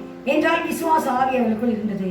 இன்று கூட நமக்கு இந்த விசுவாசம் எங்கிருந்து வருகிறது என்று சொல்லும்போது ரோமருக்கு எழுதின நிருபம் 10ஆம் அதிகாரம் 17ஆம் வசனத்தில் எழுதப்பட்டிருக்கிறது, விசுவாசம் கேள்வியினாலே வரும், கேள்வி தேவனுடைய வசனத்தினாலே வரும் என்று. நாம் தேவனுடைய வசனத்தை கேட்க கேட்க நமக்கு விசுவாசம் வருகிறது. இந்த விசுவாசத்தை நாம் எந்த விதத்திலும் எழுந்து போகக்கூடாது. ஏனென்றால் எபிரேயருக்கு எழுதின நிருபம் 3ஆம் அதிகாரம் 18-19 பார்க்கிறோம். பின்னும் என்னுடைய இளைப்பாறுதலில் பிரவேசிப்பதில் என்று அவர்கள் யாரை குறித்து ஆணையிட்டார்? கீழ்ப்படியாதவர்களை குறித்து அல்லவா? ஆதலால் அவிசுவாசத்தினாலே அவர்கள் அதில் பிரவேசிக்க கூடாமல் போனார்கள் என்று பார்க்கிறோம். அன்று இஸ்ரவேல் மக்கள் அவிசுவாசத்தினாலே அந்த கானான் தேசத்துக்குள் பிரவேசிக்கவில்லை. ஆனால் நமக்கு இயேசு கிறிஸ்து இந்த விசுவாசத்தை தந்திருக்கிறார். எபிரேயருக்கு எழுதின நிருபம் 12ஆம் அதிகாரம் 1 வசனத்தில் எழுதப்பட்டிருக்கிறது, விசுவாசத்தை துவக்கிறவர் முடிக்கிறவர் என்று சொல்லி. அப்படியால் அவர்தான் அந்த விசுவாசத்தை நமக்குள் துவங்கி வைத்திருக்கிறார். அதை முடிக்கிறவரும் அவர்தான் என்று பார்க்கிறோம். அது மாத்திரமல்ல, 2 தீமோத்தேயு 1ஆம் அதிகாரம் 14ஆம் வசனத்தில் எழுதப்பட்டிருக்கிறது, அந்த உன்னிடத்தில் ஒப்பிக்கப்பட்ட அந்த நற்பொருளை உனக்குள் வாசமா இருக்கிற பரிசுத்த ஆவியாலே காத்துக்கொள் என்று சொல்லி. அவரால் நமக்குள் கொடுக்கப்பட்ட அந்த விசுவாசம் என்கிறது ஒரு நல்ல பொருள். நமக்கு அதை கர்த்தர் கொடுத்திருக்கிறார். வாசிக்கலாம். தீமோத்தேயு 2 தீமோத்தேயு 1:14. உன்னிடத்தில் ஒப்புவிக்கப்பட்ட அந்த நற்பொருளை நமக்குள்ளே வாசம் பண்ணுகிற பரிசுத்த ஆவியினாலே காத்துக்கொள். அப்படியால் அதை கர்த்தர் நம்மிடத்தில் ஒப்புவித்திருக்கிறார். அவரால் அவர் கொடுத்திருக்கிறார் என்ற அர்த்தம். கர்த்தர் நம்மிடத்தில் கொடுத்திருக்கிற அந்த விசுவாசம், அதை நமக்குள் வாசமா இருக்கிற அந்த பரிசுத்த ஆவியினாலே நாம் காத்துக்கொள்ள வேண்டும். அதுக்குத்தான் பரிசுத்த ஆவியினாலே தந்திருக்கிறார். அது மாத்திரமல்ல, இன்னொரு விசுவாசத்தை நீங்கள் நாம் காத்துக்கொள்ள வேண்டியது அவசியம். இல்லாவிட்டால் நாமும் வெட்டப்படுவோம். ஏனென்றால் அவர்கள் கீழ்ப்படியவில்லை, அவருடைய விசுவாசம் இல்லை. ஆகவே அவர்கள் கானான் தேசம் போய் சேரவில்லை என்று பார்த்தோம். வாசிக்கலாம். கொலோசியர் நிருபம் 8ஆம் அதிகாரம் 5ஆம் வசனம் 6ஆம் வசனம். சரீரத்தின்படி நான் தூரமாய் இருந்தும் ஆவியின்படி உங்களுடனே கூட இருந்தேன். உங்கள் ஒழுங்கையும் கிறிஸ்துவின் மேலுள்ள உங்கள் கொலோசியர் நிருபம் 2ஆம் அதிகாரம் 5ஆம் வசனம் 6ஆம் வசனம்.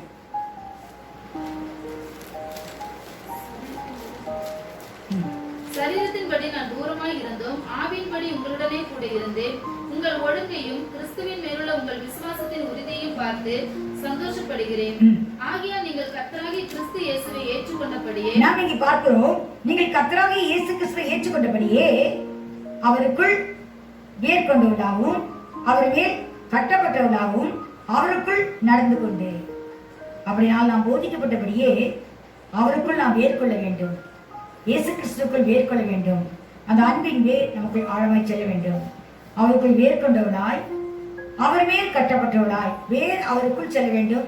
அவர் மேல் நம்முடைய வீடு கட்டப்பட வேண்டும். ஆகவே கட்டப்பட்டவளாகவும் அவருக்குள் நடந்து கொண்டு நீங்கள் போதிக்கப்பட்டபடியே விசுவாசத்தில் உறுதிப்பட்டு ஸ்தோத்திரத்தோடு அதிலே பெருகுவீர்களாக. நாம் விசுவாசத்தில் உறுதிப்பட வேண்டும்.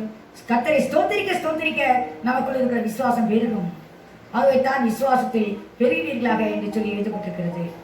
ஸ்தோத்திரத்தோடு விசுவாசத்தில் பெருகுவீர்களாக. அந்த ஆபிரகாம் கர்த்தரை ஸ்தோத்திரிக்கத்தான் அவன் விசுவாசத்தில் பெருகினான். விசுவாசம் அவனுக்கு வளர்ந்தது. ஆகவே நாம் விசுவாசத்தில் உறுதியாக இருக்க கர்த்தரை ஸ்தோத்திரிக்க வேண்டியது அவசியம். யூதா 3ஆம் வசனத்தில் எழுதப்பட்டிருக்கிறது, இந்த விசுவாசத்திற்காக நாம் தைரியமாய் போராட வேண்டும் என்று. அப்படியான அந்த விசுவாசத்தை நீங்கள நாம் எப்படி காத்துக்கொள்ள முடியும்? நமக்குள் கர்த்தர் கொடுத்த விசுவாசத்தை என்றால் நாம் அதற்குள் நிலைத்திருக்க வேண்டும். ஸ்தோத்திரத்தை அதிகமாய் செலுத்தி விசுவாசம் உறுதிப்பட வேண்டும். அது மாத்திரமல்ல, அதில் தைரியமாய் நாம் அந்த விசுவாசத்துக்காக போராட வேண்டியது அவசியம். ஏனென்றால் சாத்தான் அந்த விசுவாசம் எடுக்கத்தான் நாம் முயற்சி செய்கிறான். இதை குறித்து பேதுரு எழுதும்போது 1 பேதுரு 5ஆம் அதிகாரம் 8ஆம் வசனம் 9ஆம் வசனம் வாசிக்கலாம். தெளிந்த புத்தியுள்ளவர்களாய் இருங்கள். பாருங்க, தெளிந்த புத்தியுள்ளவர்களாய் இருங்கள், விழித்திருங்கள். ஏனெனில் உங்கள் எதிராளியாகிய பிசாசானவன் கெர்ச்சிக்கிற சிங்கம் போல் எவனை விழுங்கலாமோ என்று வகை தேடி சுற்றி திரிகிறான். விசுவாசத்தில் உறுதியாய் இருந்து அவனுக்கு எதிர்த்து நில்லுங்கள். உலகத்தில் உள்ள உங்கள் சகோதரர்களிடத்திலே அப்படிப்பட்ட பாடுகள் நிறைவேறி வருகிறது என்று அறிந்திருக்கிறீர்களே. அப்படியா நாம் தெளிந்த புத்தியுள்ள இருக்க வேண்டும். விசுவாசத்தில் உறுதியா இருக்க வேண்டும். சாத்தான் அந்த விசுவாசத்தை எடுக்க நம்ம போராடி கொண்டிருக்கிறான். இந்த விசுவாசம் போய்விட்டால் நமக்குள்ள அவிசுவாசம் அது மாத்திரம் கீழ்ப்படியாமே வந்துவிடும். ஒரு சின்ன காரியத்தை பார்த்து நாம் முடிக்கலாம். ஆபிரகாமை பார்க்கும்போது ஆதியாகமம் 17:4-5 எழுதப்பட்டிருக்கிறது. ஆபிரகாமோடு கர்த்தர் உடன்படிக்கை செய்தார். என்ன உடன்படிக்கை செய்தார் என்றால், அவன் உன் பேர் ஆபிரகாம் தான், ஆபிரகாம் இல்ல ஆபிரகாம் என்று. ஆனால் நீ அநேக ஜாதிகளுக்கு தகப்பனாவாய், ஆகவே ஆபிரகாம் என்று சொல்லி கர்த்தர் உடன்படிக்கை செய்கிறார். வாசிக்கலாம். 17:4-5. நான் உன்னோட பண்ணுகிற என் உடன்படிக்கை என்னவென்றால், நீ திரளான ஜாதிகளுக்கு தகப்பனாவாய்.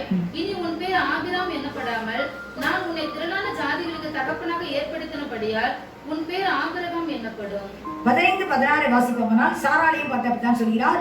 உனி சாராய் அல்ல, அநேக ஜாதிகளுக்கு நீ தாய், ஆகவே சாராள் என்று சொல்லப்படுகிறது என்று சொல்லி கர்த்தர் அவனுக்கு அதுக்கு ஒரு வாக்குத்தத்தம் கொடுத்தார். இன்று நீங்களும் நானும் ஆபிரகாம் திரளான ஜாதிகள், அது என் திரளான ஜாதிகள் உனக்கு உண்டாயிருக்கும் என்று சொன்னார்.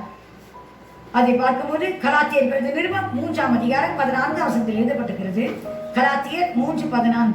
ஆபிரகாமுக்கு உண்டான ஆசீர்வாதம் கிறிஸ்து இயேசுவினால் புறஜாதிகளுக்கு வரும்படியாகவும் ஆவியை குறித்து சொல்லப்பட்ட வாக்குத்தத்தத்தை நாம் விசுவாசத்தினாலே பெரும்படியாகவும் இப்படி ஆயிற்று. நாம் பார்க்கிறோம், ஆபிரகாமுக்கு ஒரு வாக்குத்தத்தம் சொன்னாரே, அநேக ஜாதிகளுக்கு தகப்பனாவாயினே.